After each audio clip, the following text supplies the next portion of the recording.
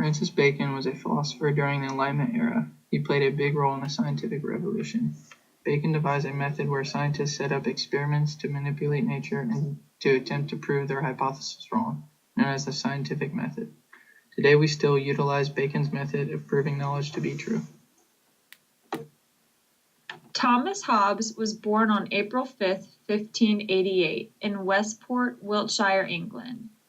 He was one of England's most influential philosophers, and he was also the author of the book Leviathan. Hobbes had the duty to tutor the future King Charles II because he was a royalist. Hobbes was also a man who justified absolute authority. Absolute authority could be rested in either a king or a parliament, but it had to be absolute. Hobbes believed that all men were naturally self-centered and born evil. Hobbes ended up passing away on December 4, 1679. He is remembered as a scientist and an English philosopher, but best known for his political philosophy. Voltaire was a Frenchman born into the upper middle class in 1694.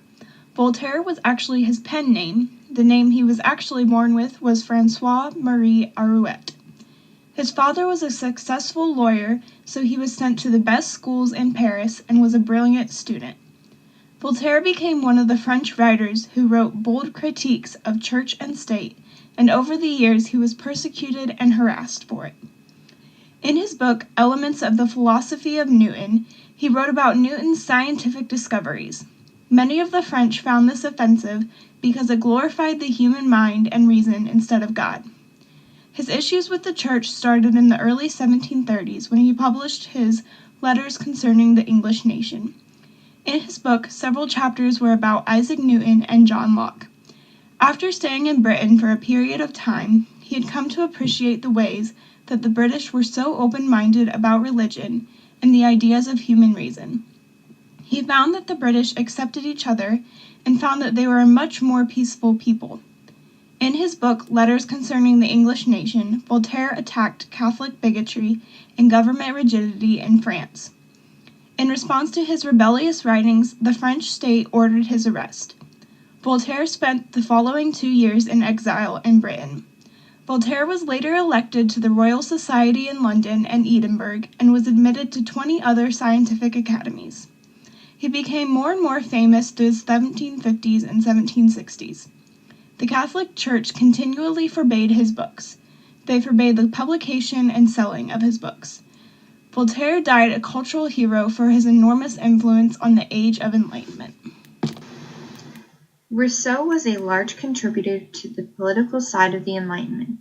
He is most known for his social contract. The social contract views that people should not have to give up their freedoms to the government, and also that the people need to be the establishers of their own government. These ideas Rousseau has are backed by his claims that before the evolution of modern society, people were best off in nature. The transition of previously being very self-reliant to reliance on new machinery and advancement left people with free time, which led them to thinking more and comparing more, which brings about conflict in politics and relationships. He establishes this in his book, Disclosure on the Origin and Foundations of Inequality Among Men. He didn't trust the aristocratic divine rulers of the time that he felt had taken the basic freedoms of the people.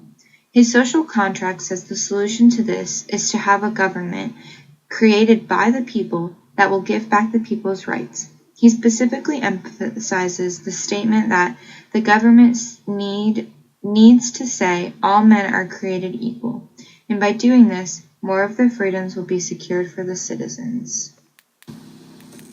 John Locke, born August 29, 1632, was an English philosopher and political theorist who laid much of the groundwork for the Enlightenment and made central contributions to the development of liberalism. He was a key advocate of the empirical approaches of the scientific revolution. Locke's writings helped find and had a significant impact on modern Western philosophy. Locke's most important work of the political philosophy was the 2 treatises on government, especially the second treatise of civil government.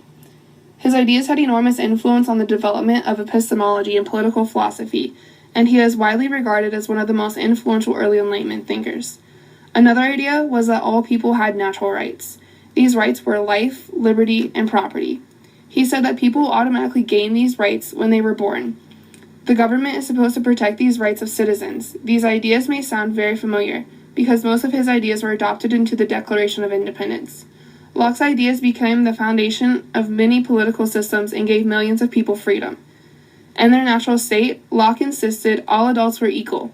Each individual was subject to no one but God.